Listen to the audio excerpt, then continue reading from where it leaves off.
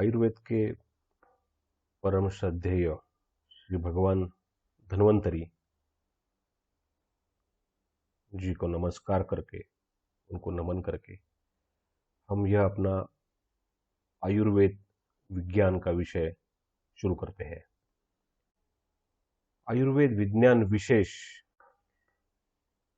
इस विषय में आयुर्वेद की परिभाषा जो हम सभी जानते हैं, आयुर्वेद का महत्व, दोष विचार का महत्व, दोष विचार की वैज्ञानिक विशेषता, फिर दोषक क्षय का विचार और आगे जाकर वात प्रकार का विशेष विचार, अवृत्तवात का विशेष विचार, मस्तिष्क विचार, यह आयुर्वेद की कुछ अलग विषयों में से एक विषय मैं हमेशा कहता हूं कि आयुर्वेद में मस्तिष्क विचार और आयुर्वेद उत्पत्ति तथा भगवान श्री धन्वंतरी की मूर्ति का वैज्ञानिक विवेचन, यह सब हम इस में जानने की चेष्टा करेंगे। तो आयुर्वेद विशेष विज्ञान, इसके विशेष मंथन की जरूरत इसलिए है कि आयुर्वेद का विज्ञान अभिमुख था, जो माने साइंटिफिक अप्रोच, यह हम सबको बता पाए। आयुर्वेद विज्ञान की जो आवाज है वो सबके तरफ, सबके पास जाए। आयुर्वेद के जो क्लिष्ट विषय है, उन क्लिष्ट विषयों का कुछ समाधान विद्यार्थियों को मिले। आयुर्वेद की एक वैज्ञानिक दृष्टि सभी में निर्माण हो, यह इस विषय का मूल उद्देश्य है। तो आयुर्वेद का विशेष युग विचार हम सभी देखते हैं, हम सभी सोचे भी है और सभी ने कहीं ना कहीं पढ़ा भी है। किसी आयुर्वेद वैद्यकीय सुभाषित में आयुर्वेद के विशेष युग विचार के बारे में कुछ जानकारी हमने सभी ने पढ़ी है। वो कैसी है?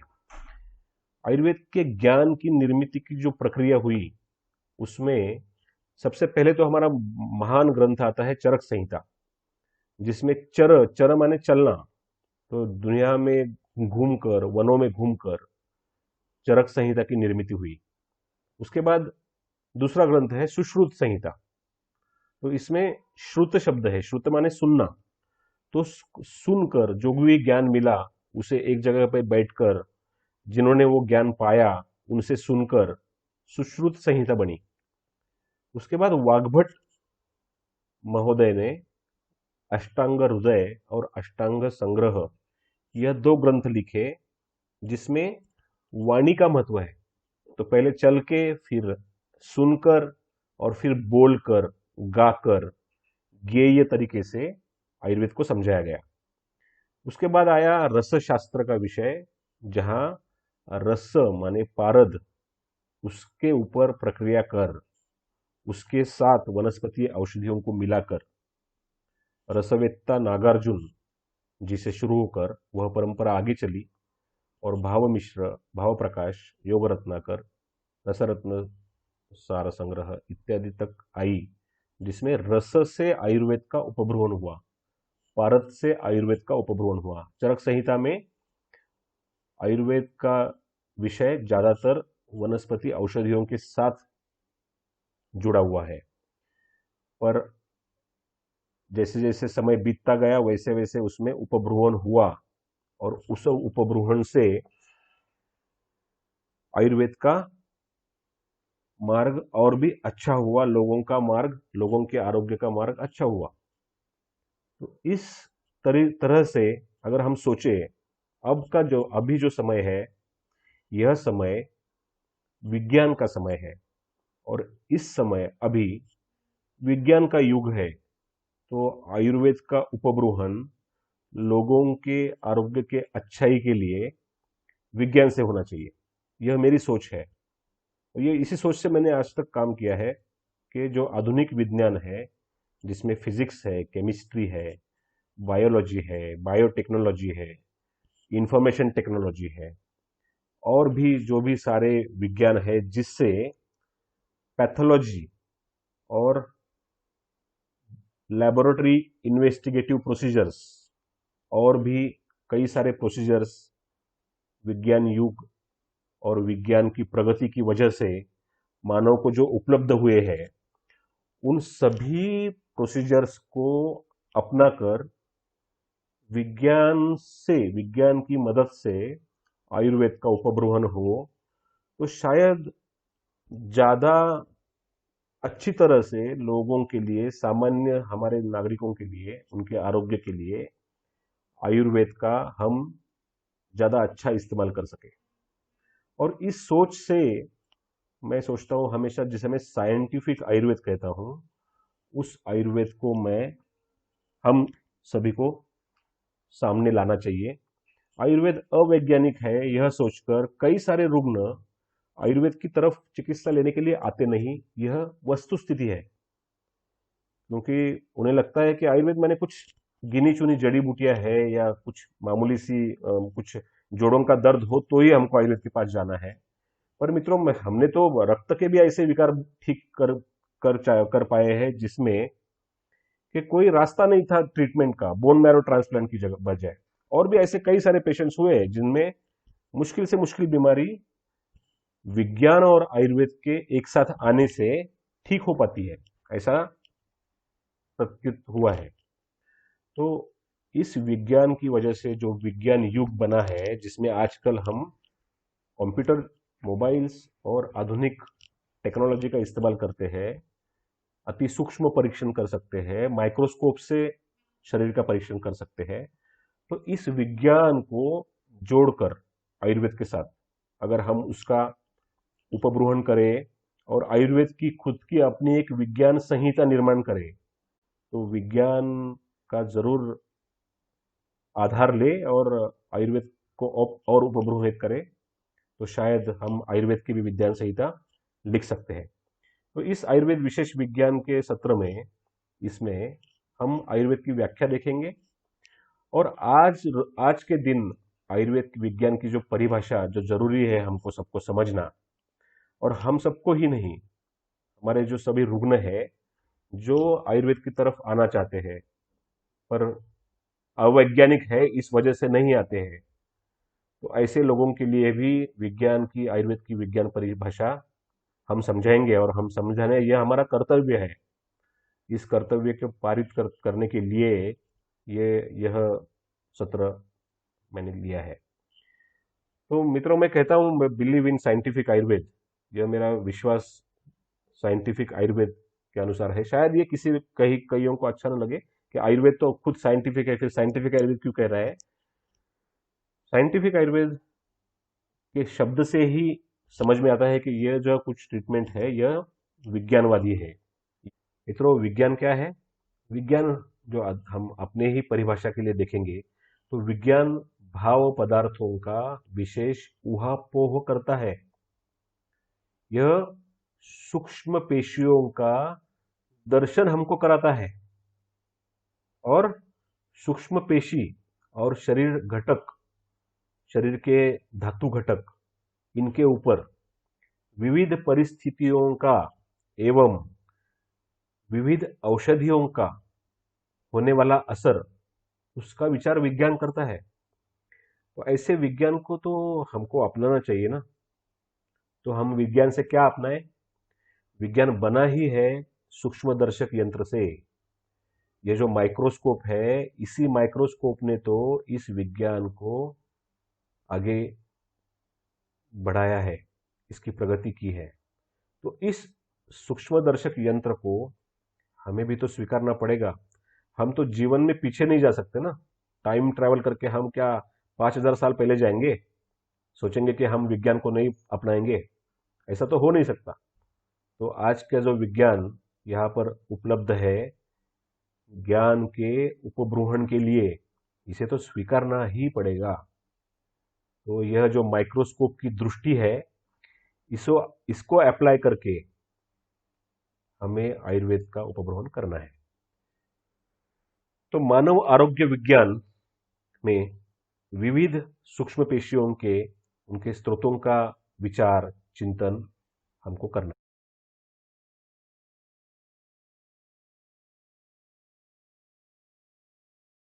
इस वीडियो में हम वही आयुर्वेद की परिभाषा देखते हैं। ये एक मेरी सीरीज है, साइंटिफिक आयुर्वेद सीरीज, आयुर्वेद को सभी को समझाने के लिए। तो इसमें देखेंगे कि आयुर्वेद की एक वैदिक परिभाषा है और आयुर्वेद की विज्ञान परिभाषा है। आज मित्रों, आधुनिक चलन वैद्य के होते हुए आयुर्वेद का चलन बहुत बढ़ रहा है और इसलिए सभी को आयुर्वेद को वैज्ञानिकता से जानना जरूरी है। तो क्या है आयुर्वेद की परिभाषा? आयुष्य का शाश्वत शास्त्रोक्त ज्ञान।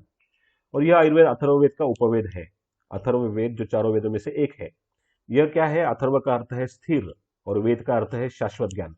तो अथर्ववेद में दिया है, कई सारी वनस्पतियां लिखी है और उन वनस्पतियों से जाकर दिव्य जो वन निसर्ग शक्तियां हैं उनका भी उसमें आह्वान किया है। और जैसे आदित्य, अग्नि और पर्जन्य, विद्युत, इंद्र, इन सबको आह्वान कर अचिंत्य औषधियों का उसमें आह्वान किया है। और इसी तरीके से अथर्ववेद स्वास्थ्य रक्षा को समर्पित वेद है। इसी कारण से आयुर्वेद अथर्ववेद का उपवेद है। तो आइए अब हम आयुर्वेद की जो वेद शास्त्रीय परिभाषा ग्रंथों में हम सब पढ़ते हैं, जानते हैं, उसे सुने और उसे समझे। क्या लिखा है? हिताहितम सुखम दुखम आयु तस्य हिताहितम मानम च तच्च यत्रोक्तम आयुर्वेदः स उच्यते। इसका अर्थ क्या है? इसका अर्थ है, आयुर्वेद ने चार जो आयु का वर्गीकरण किया है, जैसे हितायु, अहितायु, सुखायु, दुखायु। तो हितायु जो स्वयं और समाज के लिए तथा विश्व के लिए शांति के लिए कार्य करे, और अहितायु जो अपने जीवन अपना स्वार्थ साधने के लिए गुनहगारी करके अपने क्षणिक लाभ के लिए समाज और विश्व का अहित करे, समाज में अशांति पैदा करे। सुखायु क्या है? जो अपने लिए, ना सभी बाकी सभी के लिए, पर अपने और अपने परिवार के लिए आनंदी और उसको सुखी रखे। और दुखायु क्या है? जो अपने आप में हमेशा दुखी हो, बिना कारण ही वो अपने आप में दुखी रहती हो। तो इस स्वयं व्यथा से, दुख से भरी आयु को, और इन चारों आयु को, इनके लिए क्या अच्छा है और क्या बुरा है, किस प्रमाण में अच्छा है और किस प्रमाण में बुरा है, यह चारों जिंदगियां कितने साल जिएगी, ऐसा जिस वैदिक में बताया गया उसे ज्ञान विज्ञान को आयुर्वेद कहते हैं। और ये आयुर्वेद क्या करता है? सभी अवस्थाओं में निरोगी जीवन प्राप्ति के लिए सलाह, परामर्श, निदान और चिकित्सा देकर सभी की सहायता करता है। मुश्किल से मुश्किल बीमारियां ठीक करता है। तो पर ऐसे आयुर्वेद की तरफ लोगों का जो रुझान है वो काफी कुछ कम है। तो इसे बढ़ाने के लिए एक व्यवहारिक परिभाषा की भी जरूरत है और यही व्यवहारिक परिभाषा हम अभी लिखेंगे। तो इस महान उपयोगी शास्त्र के बारे में सभी को परिचय दे सके, ऐसे उसके महत्व को बता सके, ऐसी एक व्यवहारिक परिभाषा हम लिख रहे हैं। आयु और प्रकृति की अवस्था जानने वाला यह आयुर्वेद है। शरीर के बल और शक्ति और ओज की परीक्षा कर कर, उसके बल, वीर्य, ऊर्जा और चेतना को समझकर तथा शरीर, मन, ज्ञानेन्द्रिय, इनकी सम्यक सम्यक परीक्षा करने वाला, मन, सत्व तथा आत्मस्थिति, क्लेश एवं शांति की निश्चिति करने वाला, ऐसा ही आयुर्वेद है। यह सिर्फ दवा, जड़ी बूटियों से कुछ दवाइयों का मतलब नहीं है। साधारण ज्वर से लेकर, मतलब साधारण बुखार से लेकर विशेष हृदय रोग, मधुमेह, रक्त के कई आजार, मुश्किल से मुश्किल आजार, इनकी संपूर्ण सर्व समावेशी निदान पद्धति आयुर्वेद है। हिताहित पथ्याचार का मार्गदर्शन आयुर्वेद है। और भी उत्तम, गुणकारी, दुष्परिणाम रहित पांचभौतिक औषधियों का चिकित्सा में उपयोग करने वाला आयुर्वेद है। रासायनिक दवाइयों को हम इस्तेमाल नहीं करते हैं। चिकित्सा सूत्र का निर्णय करता है आयुर्वेद। चिकित्सा उपक्रम का अच्छे से नियोजन करता है। पंचकर्म की जरूरत है या नहीं है, इसका निर्णय करता है। विशेष रसायन वाजीकरण चिकित्सा देता है। पुरुष बीज शक्ति, आर्तव निर्मिति, रजो धर्म आरोग्य, गर्भधारणा पूर्व चिकित्सा इत्यादि भी आयुर्वेद में लिखी गई है और हम सभी को देते हैं। गर्भ की मासानुमासिक वृद्धि पोषण चिकित्सा, गर्भिणी परिचर्या, गर्भिणी स्त्री की चिकित्सा, उसके होने वाली बीमारियों की चिकित्सा, यह भी आयुर्वेद में होती है। प्रसूता, नवप्रसूता, शिशु चिकित्सा, संपूर्ण स्त्री रोग आरोग्य चिकित्सा, यह आयुर्वेद में होती है। तो विविध रोगों के विविध कारण, उनके लक्षण, उनकी संप्राप्ति, उनकी प्रक्रिया, उसकी पैथोलॉजी, उसका प्रत्यक्ष उपयुक्त ज्ञान भरा हुआ इस विज्ञान में है। इसीलिए आयुर्वेद की आधुनिक विज्ञानकालीन व्यवहारिक परिभाषा कुछ ऐसी होनी चाहिए, जैसे हम कह पाए, हम सबको बता पाए कि गर्भ अवस्था से लेकर आयुष्य की हर एक अवस्था में शरीर, मन, ज्ञानेन्द्रिय एवं आत्मस्थिति का अच्छे से आकलन कर स्वस्थ वृत्त मार्गदर्शन देने वाला, स्वस्थ को स्वस्थ रखने वाला और रोगी के असाध्य रोगों को ठीक करने वाला, असाध्य रोगों को चिकित्सा कर उसको निरोगी दीर्घ जीवन देने वाला, वेदोत्पन्न एवं आधुनिक विज्ञान अभिमुख वैद्यक विज्ञान, उसे आयुर्वेद कहा जाता है। तो यह एक आयुर्वेद की व्यवहारिक परिभाषा है। इस व्यवहारिक परिभाषा से हम देखें तो अष्टांग आयुर्वेद, यह जो हमारा आयुर्वेद है, अष्टांग आयुर्वेद है, यह कहाँ है हम तो जिसमें जनरल मेडिसिन काय चिकित्सा हमारा है, बाल रोग है, ग्रह चिकित्सा है, एनर्जी मेडिसिन जिसे कहा जाता है। फिर हमारे पास शालक्य है, ओटोरहाइनोलैरिंगोलॉजी है, ऑप्थेल्मोलॉजी में भी हम लोग ट्रीटमेंट करते हैं। ऑप्थेल्म के कई सारी मुश्किल बीमारियां हम ठीक कर पाते हैं, सर्जरी हमारे पास है। और फिर टॉक्सिकोलॉजी आयुर्वेद में है, जरा रोग चिकित्सा है, वृक्ष रोग चिकित्सा है, माने रसायन है, वाजीकरण है। तो इतना सारा बड़ा अष्टांग आयुर्वेद होने के बाद आयुष्य के हर एक मार्ग, हर एक बीमारी को स्पर्श करने वाला आयुर्वेद, इसको हम कब समझेंगे? तो ऐसे आयुर्वेद के विशेष विज्ञान को सभी को जानेंगे, पर इसके लिए जो आयुर्वेद में काम करते हैं उनको तो उसे जानना जरूरी है। वो अगर जानेंगे कि सच में आयुर्वेद क्या है, उसका महत्व क्या है, उसका विशेष विचार अगर हम नहीं जानते, तो हम कैसे लोगों को कहेंगे कि आप आयुर्वेद चिकित्सा के लिए आइए? आयुर्वेद कोई स्वार्थ तो नहीं है ना। आयुर्वेद किसी को चिकित्सा देना यह अपना स्वार्थ है क्या? तो इस आयुर्वेद के महत्व के विशेष विचार को हम समझते हैं। अभी आइए हम उस तरफ बढ़ते हैं। तो आयुर्वेद कहता है हिता हितम सुखम दुखम आयु तस्य हिता हितम मानम च तच्च यत्रोक्तम आयुर्वेदा स उच्यते। और भी क्या लिखा है कि शुरुआती ग्रंथों की है चरक संहिता की, जिसमें दीर्घन जीवितीयम अध्याय व्याख्या सामा ऐसा कहा है।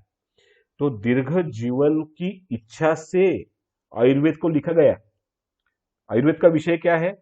जीवन, मनुष्य का आयुष्य, उसका जीवित की रक्षा, उसकी आयु की रक्षा, माने आयु को न बढ़ने देना, आयु को वहीं पे रोकना, उसके उम्र की रक्षा।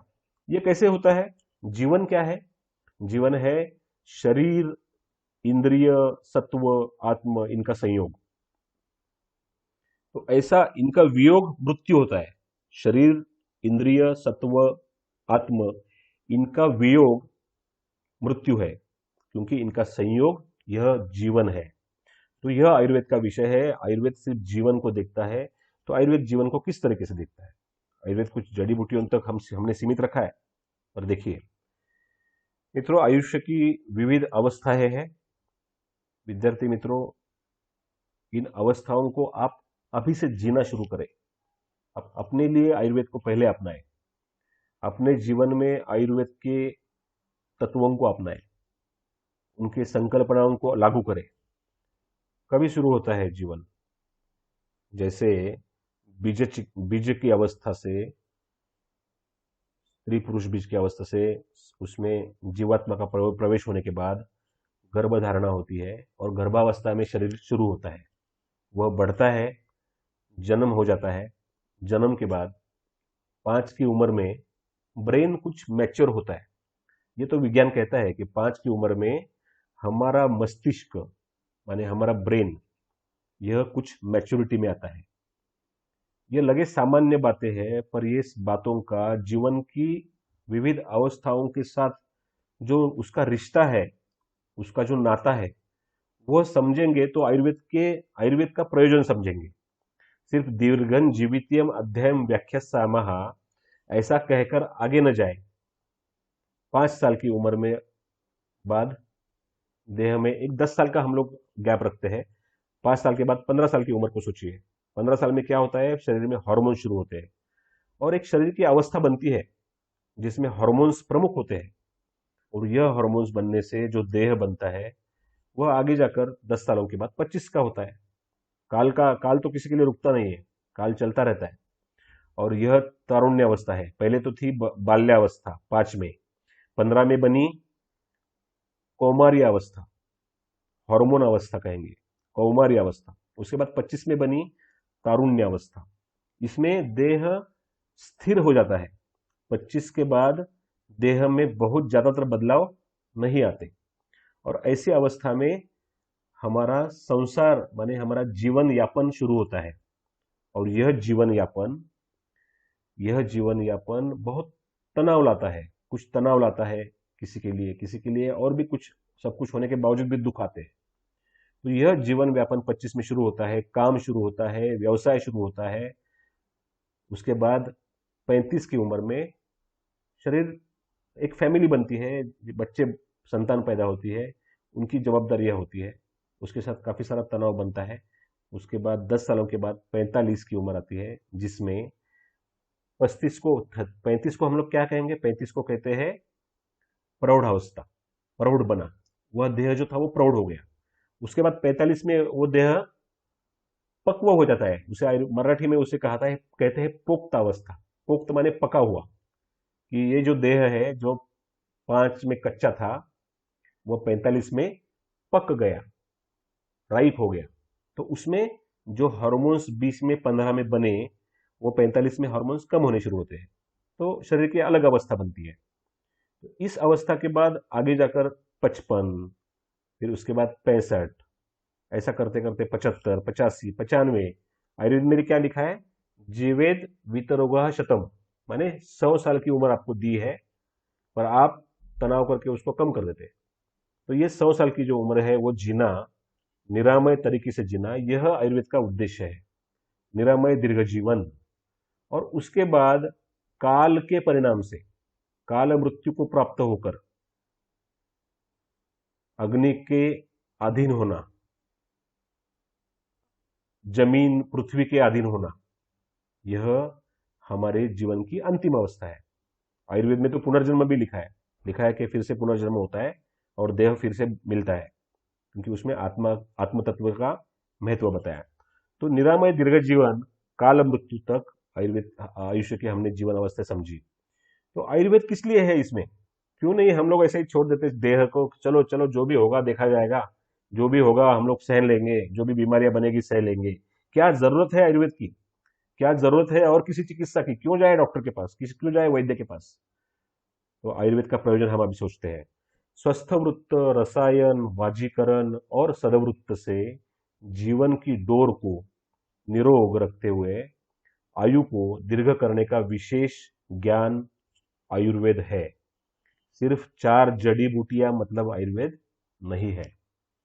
स्वस्थवृत्त, रसायन, वाजीकरण, सदवृत्त से अपने जीवन की डोर को निरोग, खुश रखते हुए आयु को दीर्घ करने का विशेष ज्ञान आयुर्वेद देता है, जिसके ऊपर सभी का हक है। सभी को उसे समझना चाहिए, पर ऐसा होता नहीं।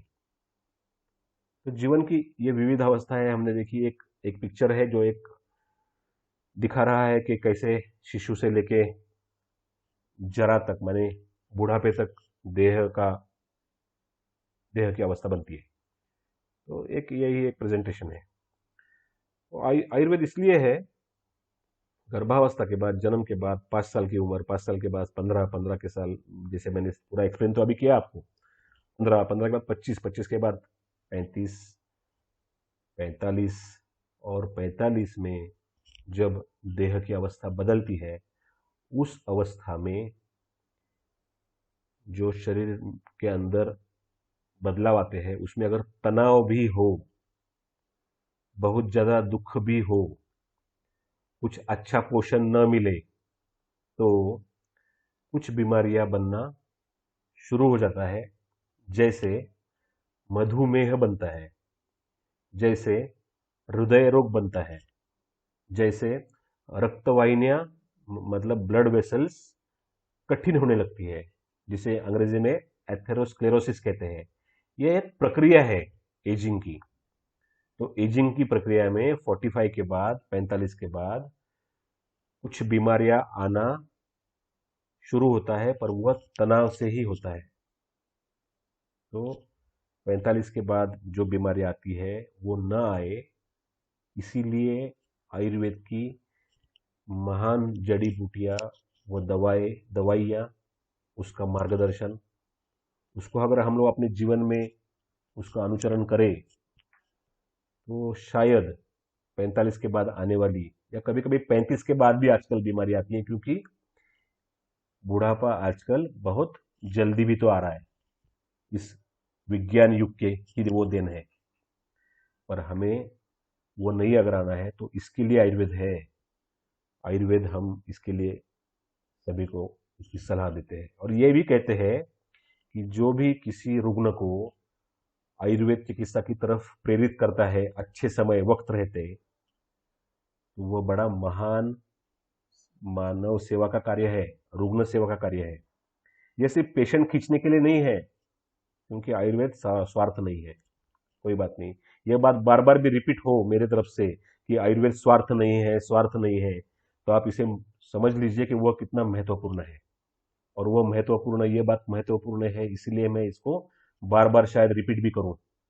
तो 45 के बाद जो बीमारी आती है उसके लिए, उनको न आने के लिए रोकना है तो आयुर्वेद है। उन बीमारियों से एजिंग जल्दी बढ़ता है, एजिंग फास्ट होता है।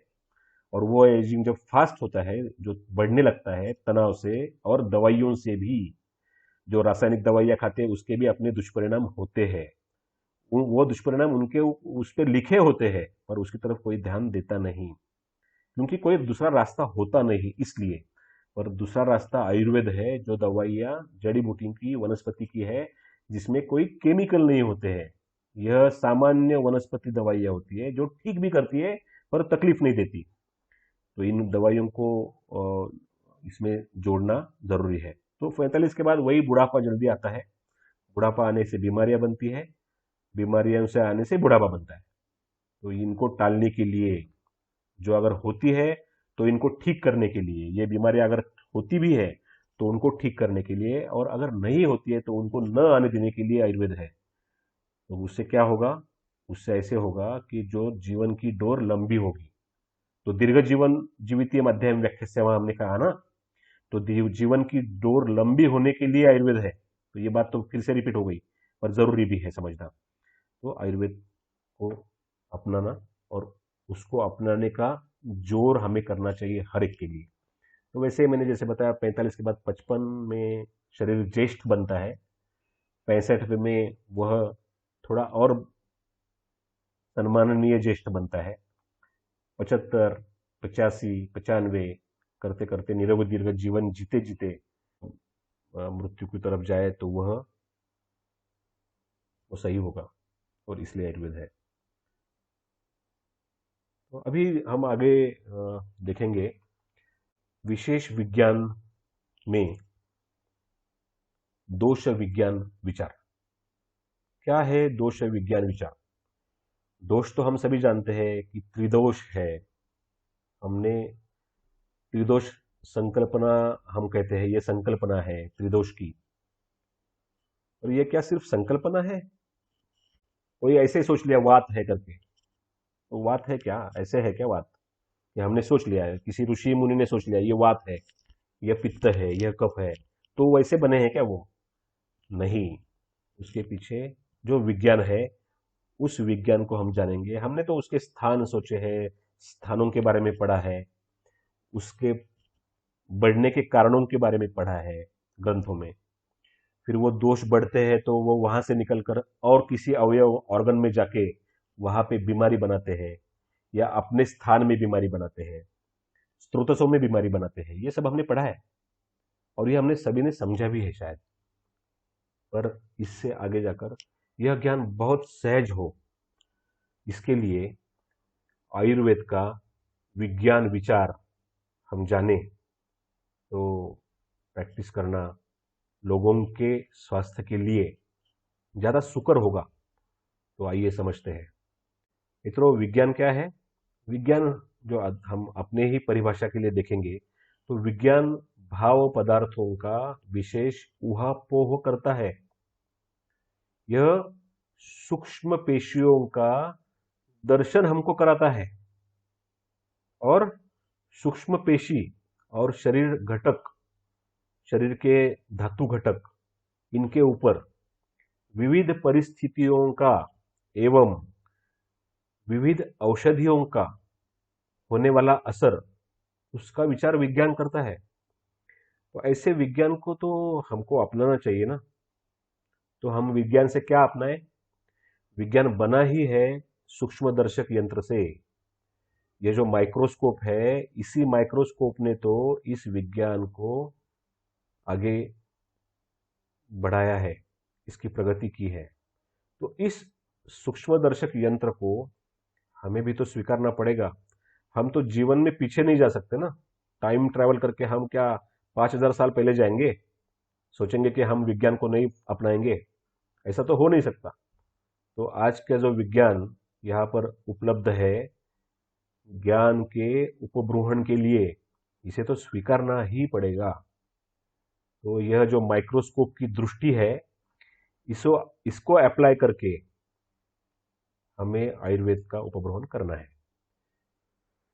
तो मानव आरोग्य विज्ञान में विविध सूक्ष्म पेशियों के उनके स्रोतों का विचार चिंतन हमको करना है।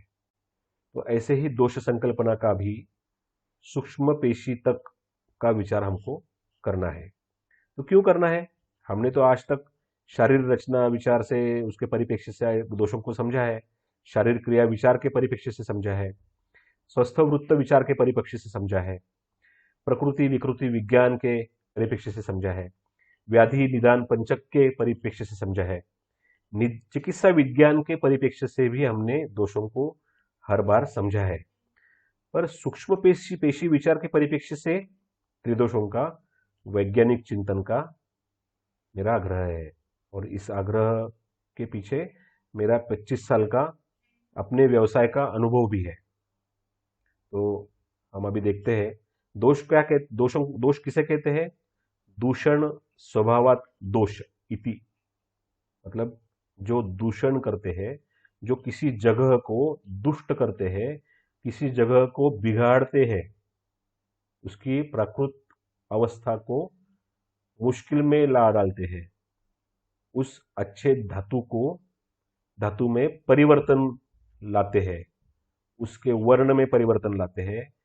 वह जो उसका प्राकृत वर्ण था, अदूषित था, उस वर्ण को बिगाड़ते हैं, उस वर्ण को बदल देते हैं, उसके स्वरूप को बदल देते हैं, उसके अंदर के गुणों को बदल देते हैं, उसके अंदर के कार्य को भी बदल देते हैं। ऐसे यह दोष है। तो दूषण स्वभावत दोष, ऐसे उसकी व्याख्या है। पर वात दोष का जो वात व्याधि में वर्णन आया है, क्या आया है? वह धातु स्वरूप के हिसाब से आया है। जैसे वायु आयु बलम वायु वायु धाता शरीरिणम वायु विश्वम इदम सर्वम प्रभु वायुश्च कीर्तिता। मतलब क्या है? वायु ही आयु है ना, वायु आयु है, माने जिंदगी वायु है, वायु ही हमारा बल है, वायु ही इस शरीर को धारण करने वाला है, वायु ही पूर्ण विश्व है, पूर्ण विश्व वायु है। और यहाँ पे सब कुछ है, वह वायु है। यहाँ पे प्रभु भी, मतलब भगवान भी है, वो वायु है। इतना प्रैक्टिकल विचार आयुर्वेद में आया हुआ है। तो वायु को तो हमको जानना पड़ेगा। हम तो कहते हैं कि अमूर्त है, तो हम उसको छोड़ देते हैं, उसको समझते नहीं है उस वायु के कार्य को। उस वायु को हम लोग सिर्फ वर्ण से समझते हैं। काला पड़ गया तो वायु बढ़ गया, शूल हुआ तो वायु आया, वायु बढ़ा है, वायु प्रकोप हो गया, स्त्रंस व्यास वेद स्वापसाद रुकतोद भेदनम संगांग भंग संकोच वर्त हर्षण तर्षणम। इन कार्यों से हम वायु को जानते हैं, पर बस इतना ही। ये तो वायु के कारणों को जानना हुआ। हम वायु को कैसे जाने? जो इस शरीर का प्रभु है। शब्द स्पर्श गुणों वायु, ऐसा लिखा है। शब्द और स्पर्श, इन गुणों से वायु को पहचाना जाता है। प्राण संज्ञा प्रदान हेतुनाम श्रेष्ठा, मतलब प्राण की संज्ञा देने वाला, उसमें वह जो हेतु है, उसमें सबसे श्रेष्ठ हेतु तो वायु है। वायु तंत्र यंत्र धरा, यह का है, माने इस देह के तंत्र को, इस देह के यंत्र को धरने वाला कौन है? वह वायु है। मैं जो अभी बात कर रहा हूं, मेरी जो जबान चल रही है, शायद आपको अगर इसमें विद्यार्थी मित्र तो इसमें बोर नहीं होंगे मेरे ख्याल से, पर जनरल पब्लिक तो बोर हो सकता है ये सब सुनकर।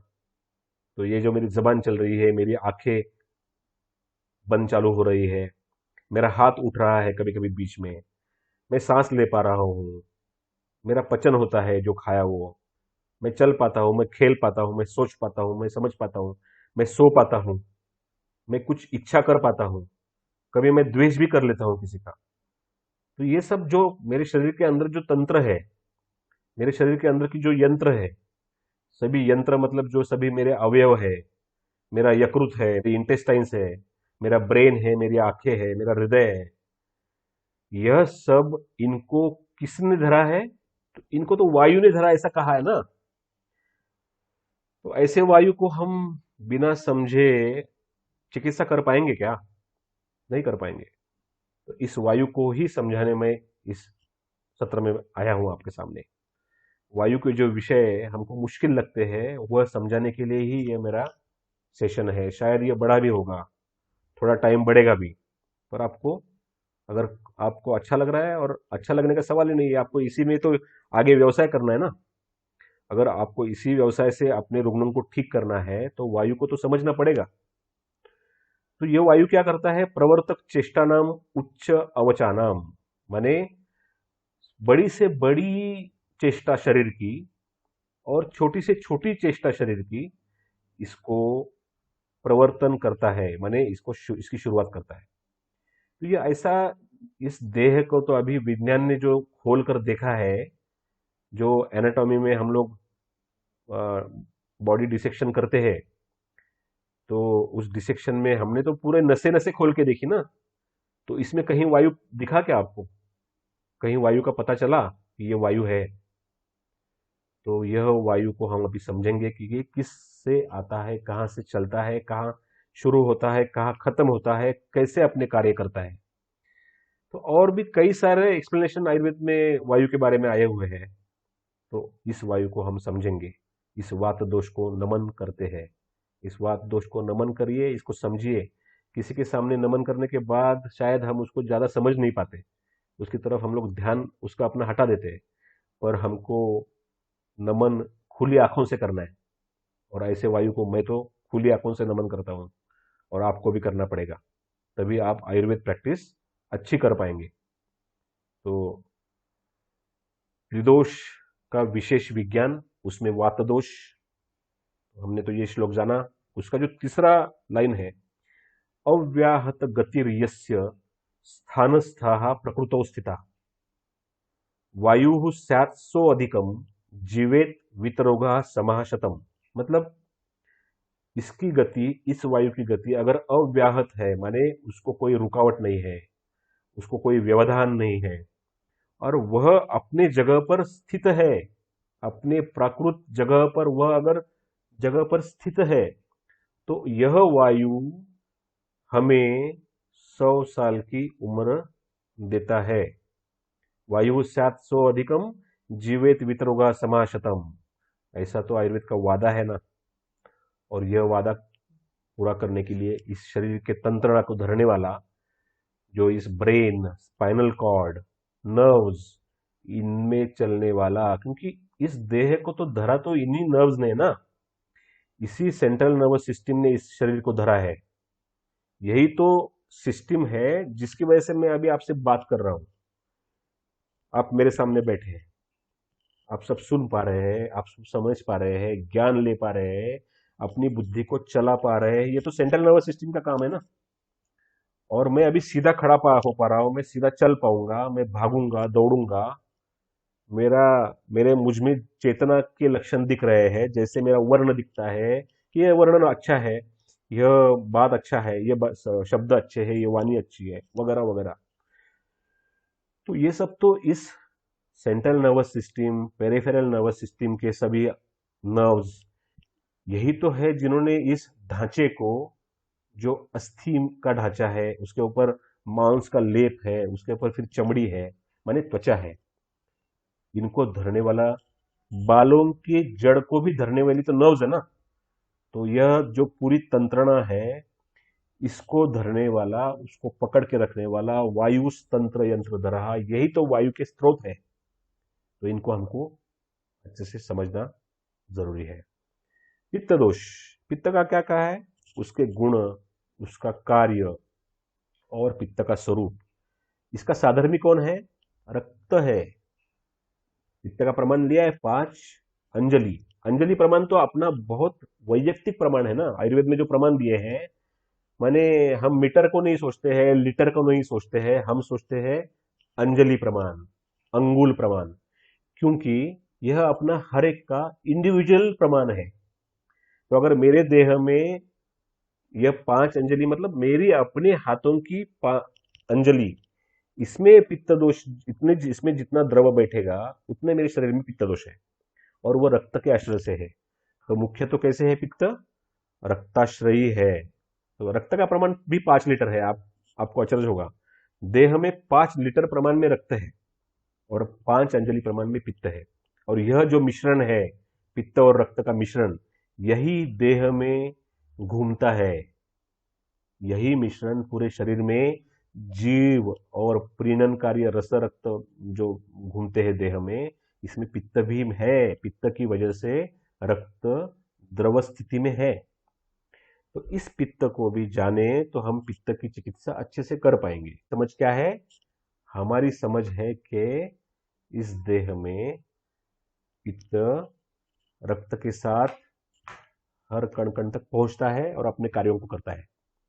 तो यह जो है हृदय से शुरू होने वाले और हृदय में खत्म होने वाली जो सिराएं है, धमनियां है, यही पित्त के स्रोत है। तो आगे जाके हम इसके बारे में सोचेंगे। कफ दोष क्या है? कफ के गुण, कफ के स्वरूप और उसके कार्य, उसके साधर्मी शरीर में लिम्फ है। कफ को कहा है रसमल कफहा अंभ पृथ्वीभ्याम श्लेष्मा। मतलब क्या? पृथ्वी और जल से श्लेष्मा बनता है। और आप लिम्फ को देखेंगे तो शायद उसमें भी आपको पता चलेगा कि कफ के दोष और कफ दोष के गुण, कर्म सभी सम्मिलित है। देह की रक्षा करना यह कफ का प्रमुख कार्य है। जोड़ों की रक्षा करना, जो जो कफ के स्थान है उनको उनकी रक्षा करना, यह कफ का मुख्य कार्य है। तो लिम्फ चैनल्स में जो द्रव है, जो पूरे देह में है, यह कफ दोष का स्रोत है। तो मित्रों, यहां पर हमने क्या किया? त्रिदोष विचार के साथ साथ विज्ञान की सोच की वजह से, विज्ञान का आश्रय लेकर त्रिस्त्रोत विचार रखा। और यह त्रिस्त्रोत विचार यह बहुत ही वैशिष्ट्यपूर्ण है। सूक्ष्म पेशी एवं पेशी समुदाय अपना जीवन सातत्य रखने के लिए त्रिधातु हमारे हिसाब से उनको आवश्यक है। हम समझते हैं ना, वात और पित्त और कफ, यही दोष तो पूरे शरीर को चलाते हैं। इन तीनों दोषों के कार्य अच्छे हो तो ही देह अच्छा रहेगा, बिना बीमारी का रहेगा, निरोगी रहेगा, निरामय रहेगा, जिसे दीर्घ जीवन मिलेगा। तो जीवन सातत्य हर एक सेल को भी तो रखना है, हर एक पेशी को भी तो रखना है, उसके लिए त्रिधातु आवश्यक है। तो हमने ये त्रिस्त्रोत का विचार रखा है, त्रिदोषों के त्रिस्त्रोत। तो ये त्रिस्त्रोत क्या है? तो हर किसी भी स्क्वायर मिलीमीटर लीजिए, माइक्रोमीटर लीजिए और कहीं पे भी माइक्रोन मीटर लीजिए, वहां पर हर टिश्यू के साथ, हर पेशी के साथ एक रक्तवाहिनी होती है, आने वाली और जाने वाली, एक नर्व होती है और लिम्फेटिक्स होते हैं। तो नर्व ट्रांसमिट्स इलेक्ट्रिकल इंपल्सेस, और वो एक तरीके से हर पेशी को प्रकाश देता है। हर एक चेतना तंतु, मज्जा तंतु, जैसे जमीन में रूट्स माने मूल किसी भी पेड़ के हर कण कण तक पहुंचकर वहां से रस का अचूषण करते हैं और पेड़ को जिंदा रखते हैं, वैसे ही ये नर्व्स, ये ब्लड वेसल्स और लिम्फेटिक्स हर पेशी को मजबूत रखने के लिए बहुत जरूरी है। तो नर्व सप्लाई ट्रांसमिट करता है इलेक्ट्रिकल इंपल्सेस, जिससे वह पेशी हमेशा चार्ज रहती है। तो सेल को तो हमेशा चार्ज रहना है ना, तो तभी तो वो जिंदा रह पाएगी। तो उसके बाद ब्लड सप्लाई जरूरी है। The blood supply is the means whereby all nourishment is transported to the cells. तो हर पेशी को जो मेंटेनेंस के लिए नरिशमेंट, न्यूट्रिएंट्स, मिनरल्स, विटामिन्स और हमारे हिसाब से आयुर्वेद के अनुसार रस, रक्त, मांस, मेद, अस्थि, मज्जा, शुक्र और भी ओज, इसकी जो पूर्तता है, और प्राण सबसे महत्वपूर्ण जो है वो प्राण, अंबर पीयूष जिसे हम कहते हैं, इसकी पूर्तता, इसकी आपूर्ति रक्त करता है। तो यह रक्त वाहिनी रक्त स्रोत हो गए, जिसमें से पित्त वहां तक पहुंचता है अपना कार्य करने के लिए। और फिर lymphatics, they maintain the balance of fluid between blood and tissues, known as fluid homeostasis. तो शरीर में उदक धातु जो है, उस उदक धातु का संबंध किससे है? कफ दोष से है।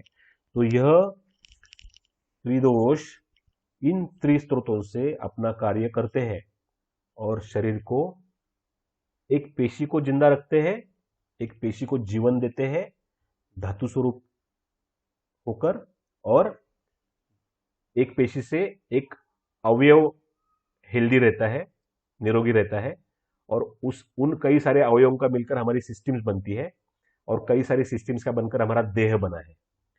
तो यह सभी स्त्रोतस, धातुएं, कलाएं, स्नायु, कंडरा, सिरा इत्यादि इत्यादि संधि, इन सबको जीवन देने के लिए त्रिधातु आवश्यक है। और इन त्रिधातुओं के त्रिस्त्रोतों का निर्णय हमने अभी किया, और इसको समझना और इसको पढ़ना, एनाटॉमी की पढ़ाई कभी भी जाया नहीं जाती है, फिजियोलॉजी की पढ़ाई कभी भी जाया नहीं जाती है, विज्ञान की पढ़ाई कभी भी जाया नहीं जानी चाहिए अगर हम उसको अप्लाई कर पाए। तो यह तो विचार हो गया। तो त्रिदोष विचार में आयुर्वेद के त्रिदोष विचार और त्रिस्त्रोत विचार, इससे होता है कि आयुर्वेद व्यवसाय में सहजता आती है। स्वस्थ वृत्त में हमने दोषों का धातु स्वरूप विचार करना है, क्योंकि वात पित्त कफ को धातु स्वरूप रखना, उनको दोष स्वरूप में नहीं बदलने देना, इसके लिए स्वस्थ वृत्त है। जो बचपन से, जब छोटा सा देह था इतना, जो देह बड़ा होते हुए कौमार्य अवस्था में आया, बढ़ा, मेहनत की, व्यायाम किया, विज्ञान का ज्ञान, विज्ञान पाया, तो उसके बाद जो बना है शरीर, उसको स्वस्थ वृत्त जरूरत है। यह स्वस्थ वृत्त दोषों को धातु स्वरूप रखने के लिए आवश्यक है। और विकृति विज्ञान में दोषों का चय, प्रकोप आदि, उसके उनके सूक्ष्म निदान पंचक विचार, और रोग और रोगी की अवस्था समझने के लिए भी तो त्रिदोष विचार, त्रिस्त्रोत विचार आवश्यक है। चिकित्सा विज्ञान में रोगों की चिकित्सा, अपुनर्भव चिकित्सा, पंचकर्म चिकित्सा, इन सबके तथ्य को समझने के लिए, उनका अच्छा नियोजन करने के लिए, और रुग्णों को समझाने के लिए भी तो यह त्रिस्त्रोत और त्रिदोष विचार अति आवश्यक है। रसायन वाजीकरण में तो स्त्रोतों का ही विचार है। रसायन मतलब रसस्य अयनम, रस धातु का अयन माने मार्ग जो आता है वह स्त्रोतों से ही तो आता है। तो त्रिस्त्रोत विचार उसमें भी महत्वपूर्ण है। और भी हम सोचे तो वाजीकरण में भी स्त्रोतों का विचार, तो हर जगह पे तो स्त्रोत ही है ना। तो स्त्रोतस विचार और त्रिस्त्रोतस विचार, इनमें कोई ज्यादा भेद नहीं होगा, पर त्रिस्त्रोत विचार हमको त्रिदोष से जोड़कर देखना है, और इसलिए यह सत्र की समझने की हमारी आपको इच्छा है। तो आगे अगले सत्र में हम लोग आयुर्वेद विशेष विज्ञान को सोचेंगे, और उसमें वात दोष के प्रकार, जो 5 प्रकार है, प्राण, व्यान, उदान, समान, अपान, इन 5 प्रकारों को हम लोग अगले सेशन में समझेंगे। अगले सेशन में हम इन सभी की डिटेल्स, प्रैक्टिकल डिटेल्स को समझेंगे, जिससे कि व्यवसाय करना, और व्यवसाय हम स्वार्थ के लिए नहीं करते हैं, हम अपने पेशेंट, रुग्णों के अच्छे स्वास्थ्य के लिए करते हैं।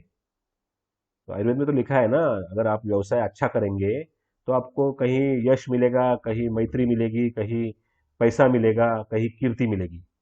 तो इन सबको तो हम इच्छा से नहीं करेंगे, हम अपने आप ही हमारे पास ये सब आ सकता है।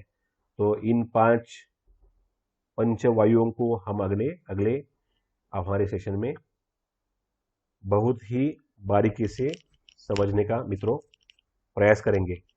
आप सभी को यह वीडियो अच्छा लगे तो आप क्या, ये मेरा जो YouTube चैनल है, इसकी लिंक मैं आगे दूंगा, तो उसको आप ज़रूर विजिट करिए, और इस वीडियो को लाइक करें, सब्सक्राइब करें। आगे और भी कई सारे वीडियो आपके पास आपके लिए आएंगे, जो आपकी प्रैक्टिस में काफ़ी उपयोगी सिद्ध होगा।